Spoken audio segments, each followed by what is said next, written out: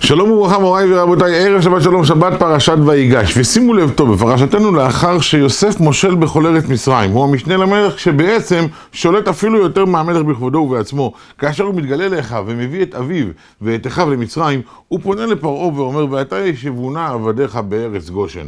אחים שלי הם רועי צאן, ואצלכם המצרים, מי שהוא רועה צאן הוא בעצם הכופר הגדול ביותר, כי הצאן והבקר הם האלוהים שלכם. לכן אני מבקש ממך, בוא נעשה הפרד ומשול.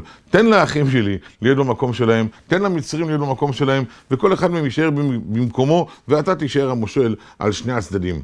ופרעה הסכים לכך. ולכאורה, אתה יוסף הצדיק, אח של שמעון ולוי, שרק לפני זמן לא רב חבטו בבני שכם, לאחר שניסו להחזיר אותם כביכול בתשובה, וגרמו לכולם להימול, גרמו לכולם לערוך לעצמם ברית מילה.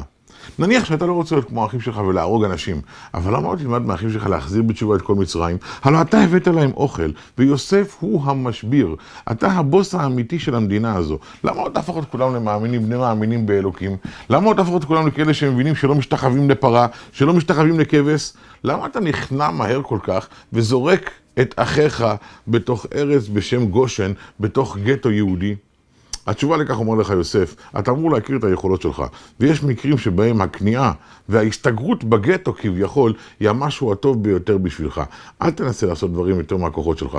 אל תנסה להיות ההוא שמדמיין את העולם כל כך טוב ומושלם, עד שהוא יכול להפוך אותו לכזה בקלות רבה כל כך. זה ממש לא נכון. דע את יכולותיך.